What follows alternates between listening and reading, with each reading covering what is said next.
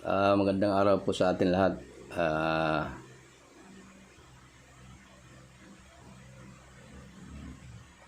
Mga kapatid at sa lahat ng nakikinig kay Tatang. Magandang araw ng Sabado sa atin. At ito nga meron tayong topic tungkol dito sa araw ng Sabat. So, nalulungkot ako dito sa dating mga kaanib ko. Madalas silang sabihin ito na alalahanin mo ang araw ng Sabat upang ingatan itong banal. So, nagsasalita tayo palagi na ganyan, pero hindi natin tinitingnan yung pagkakamali natin dito. Bakit kamo? Banal ba yung Sabat ninyo? Hinahaluan yung pangangalakal sa salita ng Diyos? Nagkukulikta kayo ng pira sa araw na yan? Banal ba po yan? Na may involve ang pira? Nangungulikta kayo na ikapo sa araw na yan? Matakot naman tayo mga kapatid.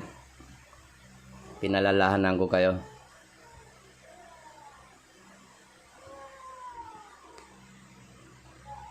Yung kabanalan po ay hindi po involved ang pira.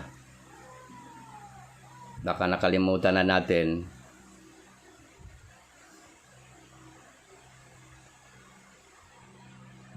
Yan po. Kasi palagi na lang ganun, nagsasalita kayo, pero kayo lumalabag.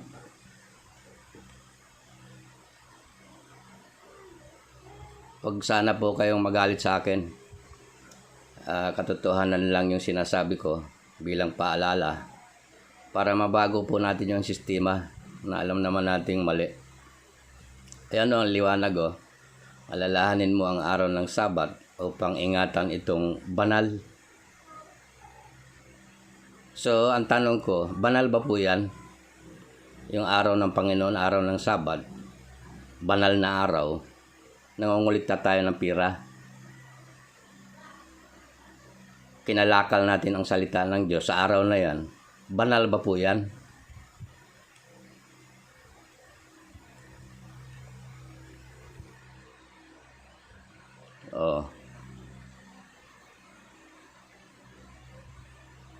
Hindi po ako nagre-rebelde sa inyo, kundi nagpapaalala po ako dahil mali Maling-mali po. Ang linaw, 6 na araw kang gagawa at iyong gagawin ang lahat ng iyong gawain.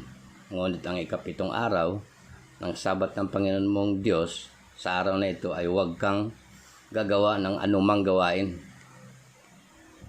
So, hindi ba gawain yung galagay kayo ng pira sa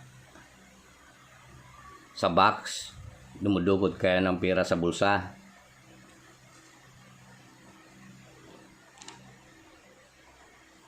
At napakabanal po ng araw na ito. Itong sinasabi nyo na Sabat. Oo, ginagalang ko yung araw ng Sabat.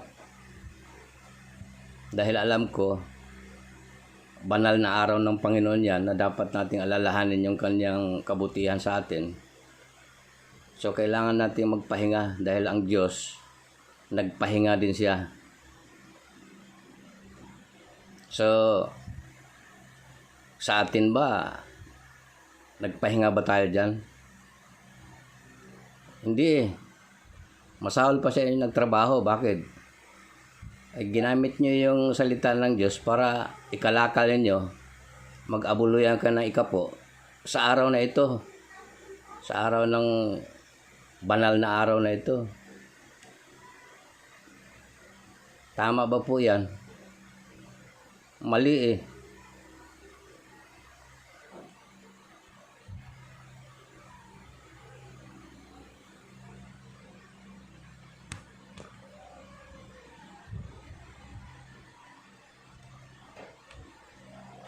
Nalulungkot po ako para sa inyo tungkol dito. At siguro, kagustuhan na rin ito ng Diyos para magsasalita ako, para paalalahanan kayo. Kasi, mali po ginagawa nyo. Lagi lang namumutawi sa bibig ninyo na alalahanin ang araw ng Sabat upang maingatan itong banal. Pag sinabing banal, sagrado po yan. At itong pangatlong utos ito eh.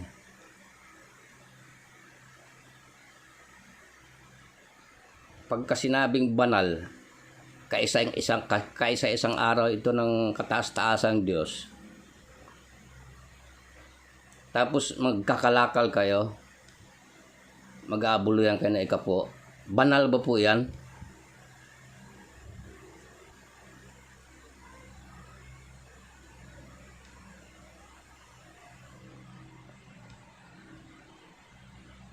Hindi po tama yan.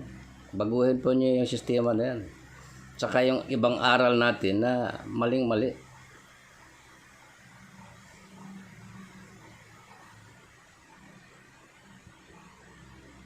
Parang naging kahanay na rin tayo dito sa mga ibang reliyon na nako, ewan ko ba. Sana pakinggan po niyo ito. Dahil babala ito para sa inyo. Ginamit ako ng Panginoon dito sa bahaging ito. Sige po, maraming salamat sa atin at binabati ko kayo ng magandang araw ng Sabat. God bless po sa atin lahat.